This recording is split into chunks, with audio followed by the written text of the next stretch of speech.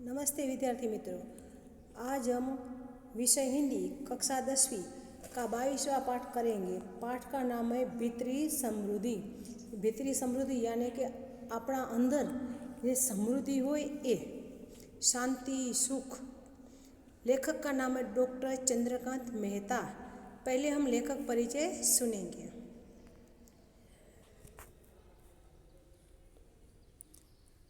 गुजरात विश्वविद्यालय के पूर्व उपकुलपति डॉक्टर चंद्रकांत मेहता बहुमुखी प्रतिभा के धनी हैं। डॉक्टर मेहता की मातृभाषा गुजराती है, किंतु संस्कृत, प्राकृत एवं हिंदी पर भी उनका समान अधिकार है। लगभग 50 वर्षों से हिंदी एवं गुजराती लेखक के प्रति समर्पित डॉक्टर मेहता की गुजराती एवं हिंदी में कई रचनाएं प्रकाशित है। साथ साथ चल रही किरण निबंध संग्रह पर भारत सरकार ने उन्हें नेशनल अवार्ड से सम्मानित किया है एवं उत्तर प्रदेश हिंदी संस्थान लखनऊ ने गुजराती हिंदी की सेतु रूप सेवाओं के लिए सौहार्द सम्मान दिया है। अन्य कृतियों में दिल जलाना कब मना है, दिशांतर जरा ठहर जाओ, अन्वेषक और आदि प्रमुख है। प्रस्तुत निबंध में चाहे जितना धन कमाओ, चाहे ऊंचे महल बनाओ, ऐशो आराम की जिंदगी में भौतिक सुख तो अवश्य मिलता है। सोने चांदी के गहनों आभूषणों से लद जाओ, पर जब तक भीतरी शांति नहीं मिलती तब तक जीवन व्यर्थ है। सुख पैसे रुपयों से नहीं मिलता। जीवन का सुख उदारता और त्याग में समाया है। लेखक कहते हैं कि हम लोग ऐसा मानते हैं कि हमारे जिसके पास ज़्यादा धन हो, महल हो, सोना चांदी गहने हो तो वो सुखी है, लेकिन नहीं, जो मन की शांति होती है वही सच्चा सुख होता है। એટલે કે આપણા અંદર જે શાંતિ હોય એ। વિદ્યાર્થી મિત્રો, હવે આપણે પાઠ સમજીશું। जब द्रव्य भक्ति बढ़ जाती है तब जीवन भक्ति कम हो जाती है। कैसे कि જ્યારે પૈસા પ્રત્યે પ્રેમ વધી જાય ત્યારે જીવન પ્રત્યેનો પ્રેમ ઘટતો જાય છે કે જીવન શું છે એ લોકોને ખબર પડતું નથી। આખો સમય પૈસા કમાવામાં જ જતો રહે છે। जब लोग अमीर बनने के कृत्रिम चाव એટલે इच्छा, जब लोग अमीर बनने के कृत्रिम चाव में फंस जाते हैं तब अंतःकरण की अमीरी की सुगंध खो देते हैं। कि જ્યારે લોકો પૈસા કમાવામાં, પૈસાદાર બનવામાં ફસાઈ જાય છે ને, ત્યારે તે પોતાના અંદર જે સરસ મજાની સુગંધ હોય છે એને ખોઈ નાખે છે। तूसरा तो परंपरागत डाकू रानी होती है कि तूसरा એટલે प्यास, असंतोष। કહે છે કે તૂસરા છે એ તો પરંપરાગત ડાકુ રાની જેવી હોય છે કે એના ઉપર ક્યારે તમે કાબू મેળવી શકો नहीं। जब तूसराएँ बढ़ती है तो मनुष्य की नेकी के समाप्त होने की देरी नहीं लगती।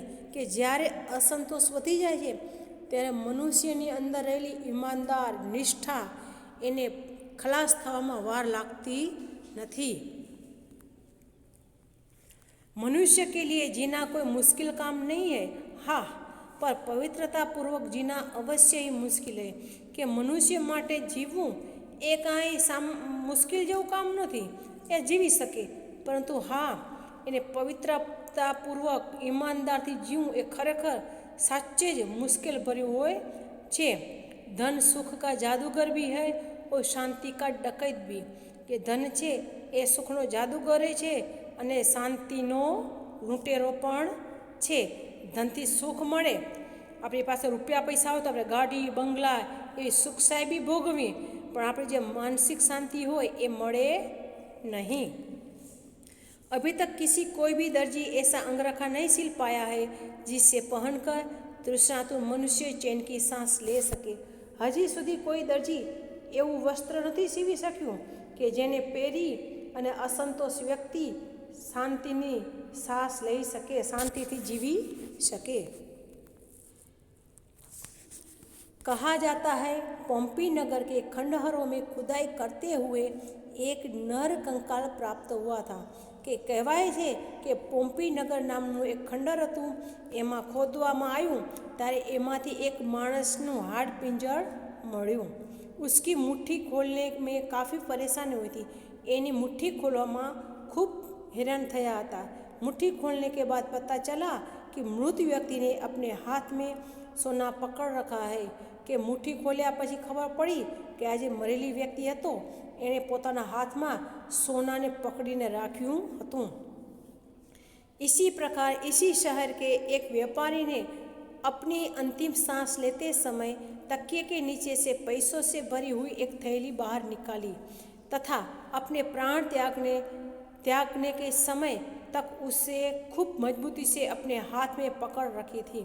કહે છે કે જ્યારે એક વેપારી હતો એ પોતાના અંતિમ સમયે તકિયાની નીચે પૈસાની જે થેલી ભરેલી હતી ને એણે કાઢી અને પોતાના હાથમાં મજબૂતી પકડી રાખી હતી। ત્યાં તે મૃત્યુ પામ્યો હતો, પોતાના હાથમાં પૈસાની થેલી પકડેલી। हमारे यहाँ पहले डाल डाल पर सोने की चिड़िया रहती थी। आज अमीरों की पारिवारिक समस्याओं को दर्शाते हुए धारावाहिकों की मानव चिड़िया गहनों से लदी पदी रहती है। કે પહેલાં આપણે ભારત દેશને સોનાની ચીડિયા એવું નામ આપવામાં આવેલું હતું કે આપણો દેશ છે એ ખૂબ જ અમીર હતો, પરંતુ અંગ્રેજો આવ્યા અને આપણા દેશને ખેદાન મેદાન કરી નાખ્યું ને અત્યારે નેતાઓ ખેદાન મેદાન કરે છે કે પહેલાં અને અમીરોની જે પરિવારની સમસ્યા બતાવતી એક ધારાવાહિક સિરિયલ આવતી, એ સિરિયલનું નામ હતું માનવની ચીડિયા। घर के भीतर गहनों से सजी संवरी और खूब महंगी महंगी साड़ियों में रोब से घूमती अभिमानी स्त्रियां संस्कारिता की धज्जियां उड़ाती हुई बेहुदे षड्यंत्रों में संलग्न रहती है। कि घरनी अंदर सरस मजाना आभूषणों पहेरेला होय અને તૈયાર થયેલી હોય, શણગાયેલી હોય, મોંઘી મોંઘી સાડી પહેરી હોય અને અભિમાનમાં ઘૂમતી એવી ઘણી બધી સ્ત્રીઓ હોય છે કે જે પોતાના સંસ્કારની ધચ્ચિયા ઉડાવી દે છે અને ખરાબ એવા કામોમાં રચી પચી રહેતી હોય છે। પહેરવે એવડે ભલે ને સુંદર હોય, પરંતુ એનું મન સુંદર હોતું નથી। इनमें भारतीयता का तिल मात्र भी दर्शन होता है क्या? कि આવી સ્ત્રીઓની અંદર भारतीय नारीना दर्शन थाय छे। पहले त्याग द्वारा आनंद की प्राप्त होती थी, पर अब भोगने के बाद फेंक देना मूल मंत्र हो गया है। कि पहला जे हतुं ए व्यक्ति वस्तु त्याग आपी कोईने आपी दे એટલે કે त्याग कर दे त्यारे आनंद मेळवता, पण अत्यारे शुं छे कि पोते भोगवी ले અને પછી બીજાને આપે એ મંત્ર બની ગયો છે। પોતે ભોગવી લે ને બીજાને આપે એટલે શું કે પોતે એક બે વખત દાખલા તરીકે કાંઈ વસ્તુ હોય એ પહેરી લે એક બે વાર, પછી કે હવે ગમતું નથી અને પછી તમે બીજાને આપો એને ભોગવી લીધું કહેવાય। પરંતુ તમે કાંઈ વસ્તુ નવી લીધી હોય અને એનો ઉપયોગ કર્યા વગર તમે કોઈને આપો એને કહેવાય त्याग। आज के जीवन में धनी जीवन का नियंत्रण परिबल बन गया है। अतः आज के मनुष्य की वृत्ति व प्रवृत्ति दोनों ही भ्रष्ट हो गई है। अमीर को और अधिक अमीर बनने के लिए धन की प्यास है, जबकि गरीब को अपना तन ढकने के लिए रुपयों की ज़रूरत है। गरीब स्वयं खून पसीना एक करके धन कमाता है, जबकि अमीर दूसरों को उल्लू बनाकर धन कमाता है। यदि गरीब अपने गहनों को संभाल सके तो उसका गहना केवल स्वाभिमान है। लेखक कहे છે કે અત્યારનું જે જીવન છે એ લોકો મોટે ભાગે પૈસા કમાવા જ એ જીવન બની ગયું છે। બસ જીવનની અંદર પૈસા કમાવો એ જ એનો મુખ્ય મંત્ર હોય છે। મનુષ્યની વૃત્તિ એટલે કે એની નિયત અને એની પ્રવૃત્તિ એટલે કે એનો જે કામ ધંધા હોય છે એ બધા કેવા થઈ ગયા છે? ખરાબ, ભ્રષ્ટ થઈ ગયા છે। કે ખોટો ધંધો કરે, બે નંબરી કરે, કાળા બાજાર કરે, ભ્રષ્ટ કરે, હોય એના કરતાં ભાવ વધારે લે એ કહેવાય ભ્રષ્ટ। એટલે જે પૈસાવાળો હોય એ વધારે પૈસા બનવાનું એને મન થાય છે, જ્યારે ગરીબ હોય એને શું હોય કે ખાલી પોતાના શરીરને ઢાંકવા માટે કપડું મળી જાય, ખાવા પીવા મળી જાય તોય બસ। એટલે કહે છે ગરીબ હોય એ બિચારો પરસેવો પાડીને રૂપિયા કમાય છે, જ્યારે અમીરે બીજાને ઉલ્લુ બનાવીને રૂપિયા કમાય છે, છેતરીને પૈસા બનાવે છે। ગરીબ હોય એનું તો ઘરેનું શું હોય છે? એનું સ્વાભિમાન હોય છે, જ્યારે પૈસાવાળાના તો પૈસા ટકા એ જ એના માટે સર્વસ્વ। जब तक पैसे की खोज नहीं हुई थी तब तक मनुष्य अंदर समी था। કે જ્યાં સુધી પૈસાની શોધ ન થઈ હતી ત્યાં સુધી મનુષ્ય અંદરથી અમીર હતો, એટલે કે ઉદાર હતો. એક લેખકે શબ્દો ધ્યાન દેને યોગ્ય વહ कहता है सहृदयता, आत्मीयता, आशा, उल्लासता, प्रेम ही वास्तविक धन है. એક લેખકના શબ્દો ધ્યાન દેવા જેવા છે. એ કહે છે કે સારું હૃદય હોય, લોકો પ્રત્યે લાગણી હોય, આશા હોય, ઉલ્લાસ હોય તથા પ્રેમ હોય, એ જ ખરેખર સાચું ધન છે. पैसा टका ये साचू धन नहीं. इस पृथ्वी के एक छोटे से अंश को पाने के लिए मुझे इतना सख्त परिश्रम करने की आखिर क्या आवश्यकता है. કહે છે કે મારે રહેવા માટે એક ધરતીનો ટુકડો જોઈએ તો એના માટે મારે કાંઈ ખૂબ મહેનત કરવાની જરૂર છે ખરી? પ્રશ્ન પૂછે છે. સમગ્ર પૃથ્વી તો મેરી હૈ, કે આખી આ વિશ્વની પૃથ્વી છે, આખું વિશ્વ, આખી પૃથ્વી એ તો કોની છે? આપણી છે, મારી છે. अगर कायदे कानून की भाषा में यह पृथ्वी किसी और की कहलाती है तो इसमें इतनी ईर्षा क्यों करनी चाहिए. કહે છે અગર જો કાયદા કાનૂનથી આ પૃથ્વીનો કોઈ અંશ કે કોઈ આપણી ભાષામાં પ્લોટ કહીએ, જમીન કહીએ, જો એ કોકની કહેવાય તો એમાં આપણે દેખાય કરવાની હોય નહીં. यह उसी की संपत्ति है जो इसका उपयोग कर सके. આ તો એની સંપત્તિ કહેવાય કે જે એનો ઉપયોગ કરે. દાખલા તરીકે આપણે જ્યાં પણ રહેતા હોય ત્યાં સુધી એ આપણી, અને આપણે બીજા કોઈનું હોય, બીજાના હાથમાં આવી જાય તો એ એની. અતઃ સંપત્તિ કે માલિકો સે મુझे ક્यों ઈર્ષા કરવી चाहिए. એટલે કે કોઈ પણ સંપત્તિનો માલિક હોય એનાથી મારે અદેખાઈ કરવાની હોય નહીં. मैं रेल का किराया देकर देश भर की सैर कर सकता हूँ, કે હું રેલનું ભાડું ચૂકવી અને આખા દેશમાં ફરી શકું છું. मेरा मन तो ताजगी भरी सुंदर हरी घास, छोटे बड़े पौधे, मैदानों में लगे कीर्ति स्तंभ तथा सुंदर बारीक कारीगरी वाले शिल्प व सुंदर चित्रों का आनंद ले सकता है. કહે છે કે મારું મન સરસ મજાને તાજગી ભરી સરસ લીલું લીલું ઘાસ, નાના મોટા છોડ, પછી મેદાનોમાં લાગેલા સરસ મજાના સ્તંભ, સરસ મજાનું એવું શિલ્પકામ, એને જોઈ અને મારું મન આનંદ પામે છે. उन सबको अपने साथ घर ले जाने की ज़रूरत नहीं, क्योंकि जहाँ पर यह सब है वहाँ उनकी देखभाल व उनकी व्यवस्था जितनी अच्छी तरह से की गई है उससे आधी देखभाल भी मैं नहीं कर पाऊँगा. કહે છે કે એને કાંઈ મારી સાથે આ બધી વસ્તુને ઘરે લઈ જવાની જરૂર નથી. આ ઝાડ પાન, કાંઈ પણ સરસ મજાના કુદરતી દ્રશ્યો છે, ઝરણા છે, એને કાંઈ મારે ખાલી જોઈ અને આનંદ પામવાનું છે. કે જે અત્યારે અહીંયા કને જે સંભાળ રાખી શકીએ સારી મજાની, એવી હું કાંઈ ઘરે સંભાળ રાખી શકું નહીં, અથવા તો કોઈ પણ વ્યક્તિ એવી સારી રીતે देखभाल કરી શકે નહીં. इस सृष्टि ने मुझे इस प्रकार की अनेक चीज़ें प्रदान की है कि આ કુદરતે મને એક સરસ મજાની ઘણી ચીજો દાનમાં આપી છે. વન में घूमते हुए प्राणी हमारे हैं, नक्षत्र तथा महकते हुए फूल हमारे हैं, समुद्र, हवा, पक्षी तथा वृक्ष भी हमारे हैं.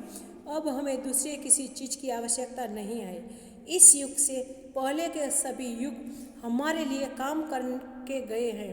हमें तो केवल अन्न व वस्त्र प्राप्त करने की आवश्यकता है और यह प्राप्त करना इस धरती पर बहुत आसान है. લેખક કહે છે કે આ અહીં ફરતા પ્રાણીઓ, નક્ષત્રો, મહેકતા ફૂલ, સમુદ્ર, હવા, પક્ષી, વૃક્ષ એ બધાય આપણા છે. આપણે કાંઈ વસ્તુ બનાવવાની જરૂર નથી, ફક્ત આપણે તો અન્ન અને વસ્ત્ર મળે એટલું જ કમાવાની જરૂરી છે. वाल्मीकि, स्वामी रामतीर्थ, विवेकानंद, दयानंद, अरविंद के पास आखिर कौन सा जमा हुआ धन था, फिर भी क्या हम उन्हें गरीब कहने की हिम्मत कर सकते हैं. जैसे वाल्मीकि ऋषि, स्वामी रामतीर्थ, स्वामी विवेकानंद, दयानंद, એની અરવિંદ એ પાસે કાંઈ પૈસા ટકા ન હતા તો શું આપણે એને ગરીબ કહેવાની હિંમત કરી શકીએ? ના, કહી શકીએ નહીં. भाग्य के सृष्टाओं में जॉन डंकन नामक एक स्कॉटलैंड के निवासी बुनकर के गरीब पुत्र की अमीरी का एक प्रेरणादायक उदाहरण है. जॉन बिल्कुल अनपढ़, संकुचित दृष्टि का, अशक्त, कुबड़ा तथा आर्थिक दृष्टि से कंगाल परिवार का पुत्र था. કે ભાગ્ય કે સૃષ્ટાઓમાં જોન ડંકન નામનો એક સ્કોટલેન્ડનો વ્યક્તિ જે વણકર હતો એનું એક સરસ મજાનું પ્રેરણાદાયક ઉદાહરણ છે કે બિલકુલ એક અનપઢ હતો, અભણ હતો, સંકુચિત દ્રષ્ટિનો હતો, અશક્ત હતો અને દેખાવમાં પણ એવો હતો અને ગરીબ પરિવારનો પુત્ર હતો। वह जब अपने मोहल्ले से गुजरता था तब बच्चे उसे चिढ़ाते थे कि જ્યારે એ પોતાના શેરીમાંથી પસાર થાય તો લોકો એને ખીજાવતા। बहुत बार तो पत्थर भी मार दिया करते, घनी बार तो पाना पर मारता। उसने ढोर चराने का काम शुरू किया तो उसके मालिक ने भी उसके साथ अत्याचार किया कि एणे ढोर चरावવાનું કામ ચાલુ કર્યું ને તો એનો માલિક હતા એણે પણ એના પર ખૂબ હેરાન કરવા લાગ્યા। कभी कभी जॉन कपड़ों के निचोड़ते निचोड़ते ठंड में कांपते कांपते पूरी रात गुजार देता था कि એની પાસે જુઓ પહેરાવા વસ્ત્ર પણ નહોતું કે ક્યારેક ક્યારેક એ પોતાના કપડોને निचोड़तो निचोड़तो ठंडी में कांपतो कांपतो आखी रात पसार कर देतो। एक दिन जॉन की इच्छा हुई कि वह पढ़ाई करना सीखे। कुछ समय के पश्चात जब वह बुनाई के काम पर गया तब उसने स्कूल में पढ़ने वाली एक 12 वर्ष की लड़की से उसे पढ़ाने की विनती की। एक वक्त એને થયું કે હું પણ ભણવાનું શીખું કે ભાઈ મારે પણ ભણવું છે। તો શું કહે છે, એક વખતે એનું બુનાઈનું કામ કરી અને 12 વર્ષની એક છોકરીને કહે છે कि तमे मने भणता सीखवाड़शो, विनंती करे छे। 16 वर्ष की उम्र में जॉन ने मूल अक्षर सीखने शुरू किए और इसके बाद तो वह खूब जल्दी से लिखना पढ़ना सीखता ही गया कि पोते 16 वर्षनो हतो अने 12 वर्षनी छोकरी पासे भणवानुं सीखे छे कि 16 वर्षनी उंमरमां एणे मूळ अक्षर એટલે ક ખ ગ અ ई बधा अक्षरो एने सीखवानुं चालू कर्युं अने धीमे धीमे लखता वाँचता सीखी गयो। पहले से जंगल में इधर उधर भटकने के कारण उसे वनस्पतियों की काफ़ी अच्छी जानकारी थी। પહેલાંથી જ એ જંગલમાં અહીંયા ઉहाँ ભટકતો હતો એને કારણે એ વનસ્પતિને સારી રીતે ઓળખી શકતો હતો। उसने वनस्पति शास्त्र का एक ग्रंथ खरीदने के लिए 5 शिलिंग जमा करने के लिए खूब जीत और मेहनत से काम किया तथा वनस्पति शास्त्र का गहरा अध्ययन करके उस विषय का पंडित बन गया। सामझो विद्यार्थी मित्रों कि एने एक वनस्पति शास्त्रનો ગ્રંથ લેવો હતો તો એને 5 શિલિંગ છે એ શું છે, બ્રિટિશનું નાણું કહેવાય। આપણે જેમ અહીંયા રૂપિયા કહીએ એમ ત્યાં શિલિંગ કહે। તો એના માટે એ પૈસા ભેગા કરવા માટે એણે ખૂબ મહેનત કરી અને મહેનત કરી એને વનસ્પતિ શાસ્ત્રનો ગ્રંથ લીધો, એમાં ખૂબ ઊંડાણથી એને અધ્યયન કર્યું, ભણ્યો અને એ વિષયનો પંડિત બની ગયો, એટલે કે ખૂબ જાણકારી મળી એને લીધી। अब उसे पढ़ाई में इतनी अधिक रुचि हो गई थी कि 80 वर्ष की वृद्धावस्था में भी एक पौधे को प्राप्त करने के लिए उसने 12 मील की पैदल यात्रा की थी कि એને તો હવે તો ભણવામાં એટલી બધી એને રસ થઈ ગયો હતો ને કે 80 વર્ષની એવડી વૃદ્ધાવસ્થા હતી ને તો પણ એક એવા છોડની જાણકારી લેવા માટે એ 12 મીલ સુધી એ પગે જતા। उसका शरीर दुर्बल था और जीर्ण शीर्ण पहनावा पर उसके दिमाग की करामत अद्भुत। એ શરીરે ભલે દુર્બળ હતો, જીર્ણ શીર્ણ એવો એ પહેરવાનું વસ્ત્ર એવા પહેરતો પણ એનું મગજ અદ્ભુત હતું, કરામત હતું। एक बार उसे एक अमीर आदमी मिला। जब उसे पता चला कि बाहर से एकदम साधारण सा दिखने वाला जॉन वनस्पति विज्ञान का महापंडित है तो वह इस पर फिदा हो गया और उसने उसका जीवन चरित्र अखबार में छपवा दिया। एक वक्त एक पैसावाળા વ્યક્તિને મળ્યો અને એને પૈસાદાર વ્યક્તિએ જોયું કે આ જે સાધારણ દેખાતો વ્યક્તિ ખરેખર તો વનસ્પતિ વિજ્ઞાનનો મોટો પંડિત છે, જાણકાર છે, એટલે એના ઉપર તો એ ફિદા થઈ ગયો અને એનું જે જીવન ચરિત્ર એને છાપામાં छपाव्યું। उसके बारे में पढ़कर बहुत से लोगों ने जॉन के पास काफ़ी बड़ी रकम के चेक भेजे। એના પછી ઘણા બધા લોકોએ એનું જીવન ચરિત્ર વાંચી અને રૂપિયાના ચેક મૂક્યા, परंतु उसने इस धन को अपने लिए प्रयुक्त नहीं किया और अपने वसीयतनामे में लिखा, मुझे प्राप्त सारी धनराशि का उपयोग गरीब विद्यार्थियों के प्राकृतिक विज्ञान के अध्ययन के लिए किया जाए तथा उनको प्रोत्साहन देने के लिए स्कॉलरशिप तथा पारितोषिक भी दिए जाएं। પછી એણે પોતાના વસિયતનામામાં લખ્યું કે મને જે પણ કાંઈ ધનરાશિ, જે રૂપિયા પૈસા ટકા જે કાંઈ મળ્યું છે એ ગરીબ વિદ્યાર્થીઓને ભણવામાં અને એક વિજ્ઞાન વિશે શીખવામાં ઉપયોગમાં લેવામાં આવે અને એ લોકોને स्कॉलरशिप અને इनाम પણ આપે।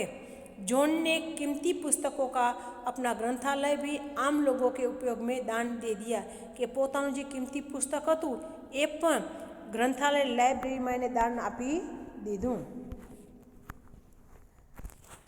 भारत के अनेक महापुरुषों भी इसी प्रकार गरीब अभाव तथा कठिनाइयों के दलदल में खिलने वाले कमल है कि આપણા ભારત દેશના પણ એવા ઘણા બધા મહાન પુરુષો થઈ ગયા કે ગરીબ અને એને અમુક વસ્તુઓનો અભાવ હતો, ખૂબ એને ખરાબ પરિસ્થિતિનો સામનો કરવો હતો, છતાંય પણ એ કમળની જેમ ખીલી ગયા પોતાના ચારિત્ર્યથી, પોતાના મગજથી।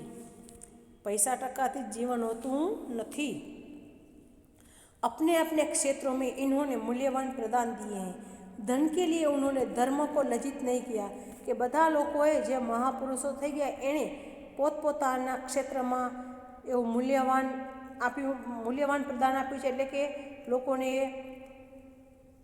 જે પણ કોઈને આવડે પોતાના મગજના ઉપયોગ પ્રમાણે એ બધું એને કહ્યું છે અને પોતે રૂપિયા સારું, ધન સારું કરી અને પોતાનો ધર્મને ક્યારેય એને શરમાવ્યો નથી।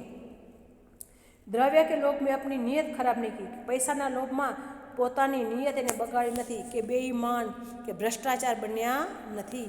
પદ કે लिए प्रतिष्ठा के साथ छेड़छाड़ नहीं की કે પદ માટે પોતાની પ્રતિષ્ઠાથી એની છેડછાડ કરી નથી કે ભાઈ હું ફલાણો વ્યક્તિ છું, મને આ પદ આપો, એવું ક્યારે કોઈ કર્યું નથી। ભારત દેશમાં એવા ઘણા બધા લોકો છે અને થઈ ગયા પણ છે, જેમ કે અત્યારે नरेंद्रभाई मोदी। मनुष्यत्व अर्थात उदारता तथा उदात्तता के प्रयोग के लिए प्राप्त हुआ दैवीय वरदान है कि આપણે મનુષ્ય તો છીએ જ, પણ આપણામાં જે માણસાઈ હોય, માનવતા હોય, એ ખરેખર એક દૈવીય વરદાન હોય છે। બધા લોકો માનવતાવાળા હોતા નથી। इसलिए मुंशी प्रेमचंद ने कहा कि मनुष्य यदि उदार बनता है तो देवदूत, यदि नीच बनता है तो शैतान। કે એટલા જ માટે મુનશી પ્રેમચંદે કહ્યું કે મનુષ્ય જો ઉદાર બને બધા પ્રત્યે તો એ ભગવાન સમાન ગણાય અને ખરાબ બને તો राक्षस। सोक्रेटिस के मत अनुसार दुनिया में सम्मान पूर्वक जीने के लिए सबसे सरल और आवश्यक उपाय है कि आप अपने आप को जैसा बाहर से दिखाना चाहते हैं वैसा ही भीतर भी बने। સોક્રેટિસના મત અનુસાર એ કહે છે કે તમે જેવા બહારે છો એવા જ અંદર રહો, જેવા અંદર છો એવા જ બહાર રહો। તમે બે ચરિત્ર બનો નહીં, અંદર એક અને બોલો બીજા, બારે બીજા હો, એ રીતે ક્યારે હોય નહીં। અત્યારના સમયમાં શું છે કે માણસ બોલે એક, કરે બીજું અને હોય ત્રીજું। वास्तव में मनुष्य स्वयं का ही विरोधी है कि જે ખરેખર માણસ છે પોતાનો જ વિરોધી છે।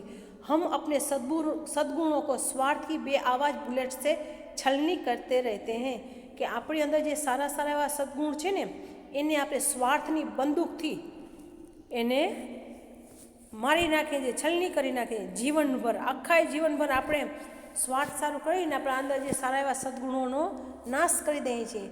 बाहर ही नहीं अंदर से श्रीमंत अथवा अमीर बनना ही पैसा बचाने की कला है કે બહારથી જ પૈસાવાળા હોવું જરૂરી નથી, પણ અંદર પર શ્રીમંત અને અમીર બની અને પૈસાને પચાવી એ જ ખરેખર સાચી કલા છે। ધન્યવાદ।